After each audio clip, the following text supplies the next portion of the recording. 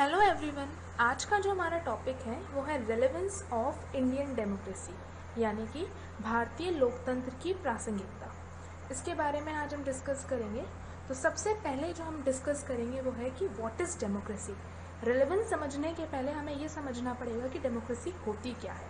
तो democracy is a form of government in which the rulers are elected by the people, यानी कि वो form of government जिसमें लोग चुनते हैं अपने रूलर्स को। लोग ये चुनते हैं कि उनके ऊपर कौन रूल करेगा।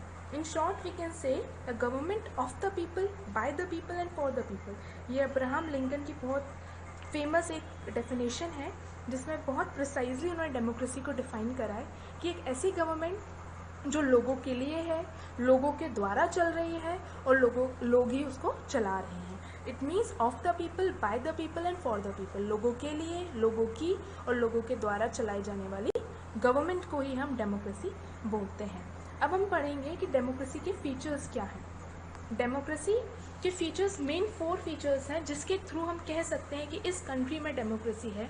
मेन फीचर्स डेमोक्रेसी के, first one is in a democracy the final decision making power must rest with those elected by the people. यानी कि फर्स्ट जो फॉरमोस्ट प्रिंसिपल है डेमोक्रेसी का वो ये है कि किसी भी कंट्री में हम डेमोक्रेसी तब कहेंगे जब वहाँ पे जो डिसीजन मेकिंग पावर है उसको चुनने का हक किसके पास है, लोगों के पास है। यानी कि these are elected by the people. लोग अगर उसको चुनेंगे तभी वो हम उस कंट्री को क्या बोलेंगे, डेमोक्रेसी बोलेंगे।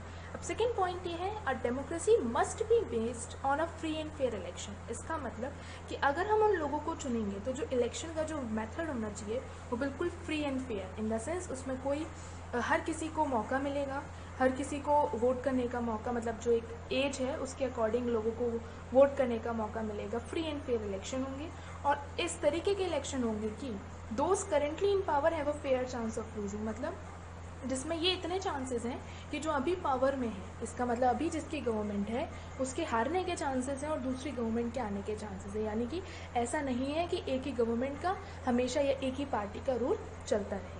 Next one is in a democracy each adult citizen must have one vote and each vote must have one value. One vote one value, one person one vote one value. यानी कि हर adult citizen का उसको vote देने का right है, वो vote देगा और उसकी वोट की वैल्यू 1 है। मतलब किसी के बीच में डिस्क्रिमिनेशन नहीं है, हर पर्सन की वोट की वैल्यू 1 होगी। Okay, next one is a democratic government rules within limits set by constitutional law and citizen right. किसी भी डेमोक्रेसी में जो गवर्नमेंट है वो जो काम करेगी वो कॉन्स्टिट्यूशन के हिसाब से करेगी कि कॉन्स्टिट्यूशन में जो भी रूल्स प्रोवाइडेड हैं उसके अकॉर्डिंग वर्क करेगी और सिटीजन्स के राइट, जो सिटीजन्स के लिए जो राइट्स कॉन्स्टिट्यूशंस में गिवन है, जो फंडामेंटल राइट्स हैं, उसको ध्यान में रखकर काम करेगी कि वो वॉयलेट ना हो। So these are the 4 main basic features of democracy.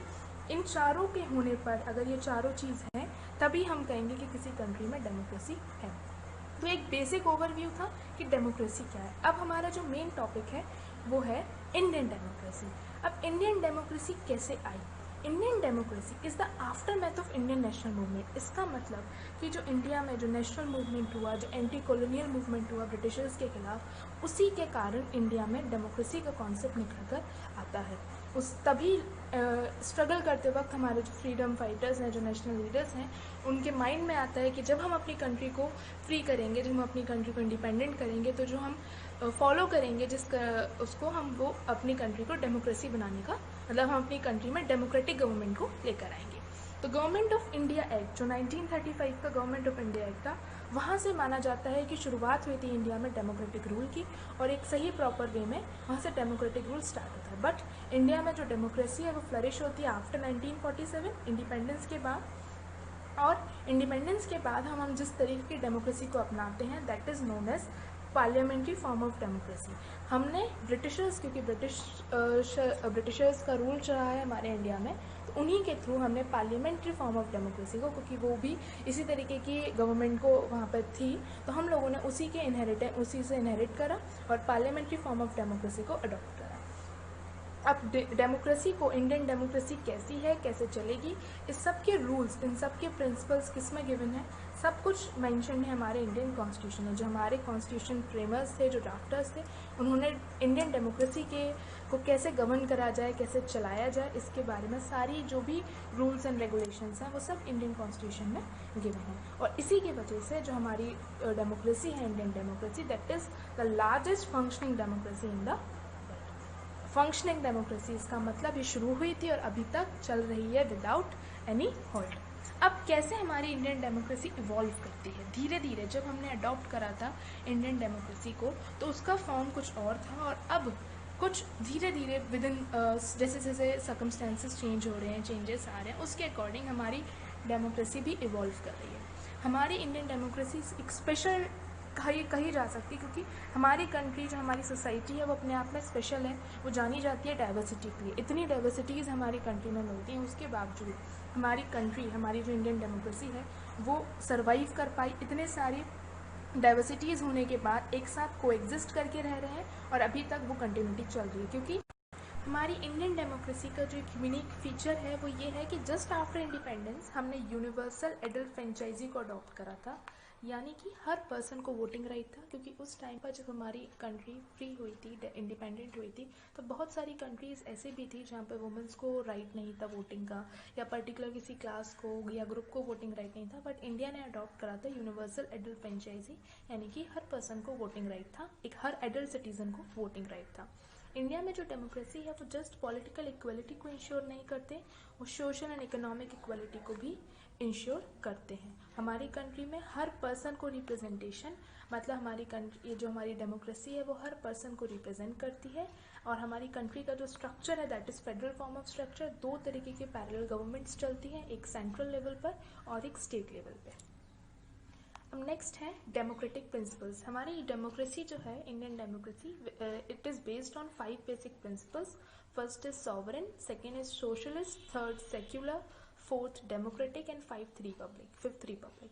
Sovereign means हमारी कंट्री में किसी भी फॉरेन पावर का कोई इंटरफेरेंस नहीं है, कोई कंट्रोल नहीं है। सोशलिस्ट मीन्स हमारी कंट्री में हर सिटीजन को social and economic equality provide करता है। सेक्युलर मतलब हर पर्सन को एक इतना फ्रीडम है कि वो किसी भी रिलीजन को फॉलो कर सकता है। किसी भी रिलीजन, अगर वो चाहता है कि वो किसी भी रिलीजन को फॉलो ना करे तो वो हर रिलीजन को रिजेक्ट कर सकता है। इट मीन्स इंडिया का कोई ऑफिशियल रिलीजन नहीं है, हर किसी को फ्रीडम है अपने अपने रिलीजन को प्रैक्टिस करने का। नेक्स्ट है democratic. Democratic means Indian citizens को ये राइट है कि वो अपने लीडर को खुद इलेक्ट करेंगे। और नेक्स्ट है रिपब्लिक। रिपब्लिक का मतलब है कि कंट्री का जो भी हेड होगा वो कोई किंग या क्वीन यानी कि हेरिडिटरी नहीं होगा। जो हेड होगा, यहाँ पे गवर्नमेंट नहीं, स्टेट आएगा। जो स्टेट है यानी कि जो भी कंट्री है, जो नेशन है आपका, उसका जो हेड होगा वो कौन होगा? इलेक्टेड हेड होगा, जैसे कि हमारे प्रेसिडेंट होता है।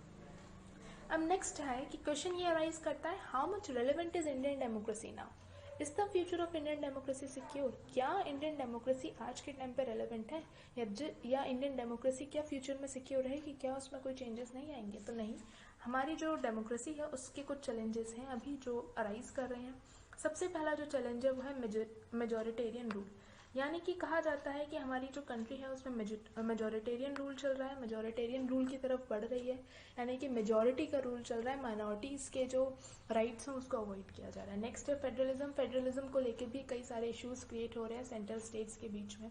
नेक्स्ट है casteism and communalism. Casteism and communalism को लेके बहुत सारे इश्यूज राइज हो रहे हैं, और ये सारी चीज़ें भी हमारी डेमोक्रेसी को हार्म कर रही हैं। Growing economic and social inequalities among people. हमारे इंडियन कंट्री में इकोनॉमिक एंड सोशल इनइक्वालिटीज़ बढ़ती जा रही हैं, जिसकी वजह से इंडियन डेमोक्रेसी को खतरा है। करप्शन है, एज यू ऑल नो कि करप्शन इंक्रीज हो रहा है। एडमिनिस्ट्रेटिव लेवल पे बहुत करप्शन है। इससे एफिशिएंसी कम हो रही है, जो हमारे चाहे वो पॉलिटिकल हो चाहे एडमिनिस्ट्रेटिव हो, इससे उनकी एफिशिएंसी कम हो जाती है। नेक्स्ट है वर्किंग ऑफ इंस्टीट्यूशन। जैसे कि बहुत सारे इंस्टीट्यूशन की वर्किंग पे क्वेश्चंस होते हैं, जैसे कि कई बार कोर्ट्स की, सुप्रीम कोर्ट्स की वर्किंग की एफिशिएंसी पे क्वेश्चन होते हैं कि वो ढंग से काम नहीं कर रही है, उसका जो वे है, जो इंडिपेंडेंस ऑफ जुडिशरी है, ये चीज़ कहीं ना कहीं खत्म होती जा रही है। इलेक्शन कमीशंस की वर्किंग पे क्वेश्चन अराइज करते हैं। नेक्स्ट है क्रिमिनलाइजेशन ऑफ पॉलिटिक्स।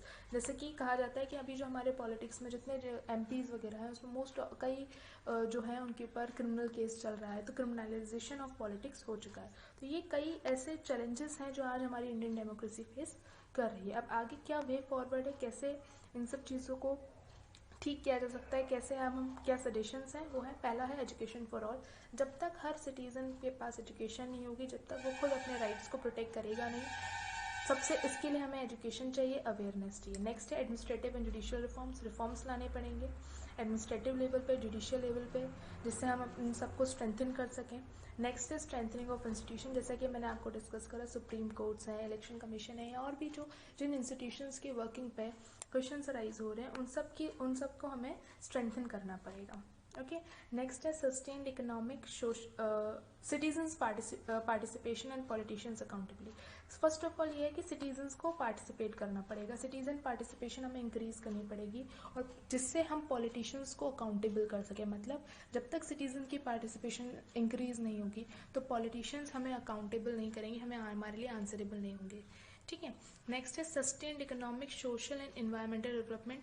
एक सस्टेन्ड लेवल पे हमें इकोनॉमिक डेवलपमेंट करनी है अपनी कंट्री की, सोशल, एनवायरमेंटल, इन सब चीज़ों से हम अपनी डेमोक्रेसी को स्ट्रेंथन कर सकते हैं।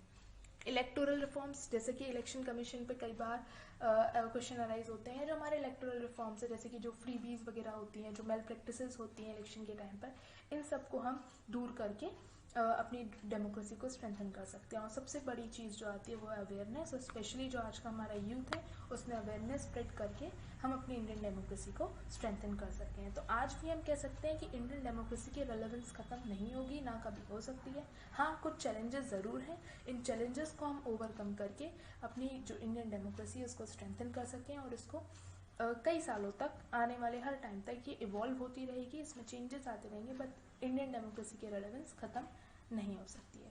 So thank you for today.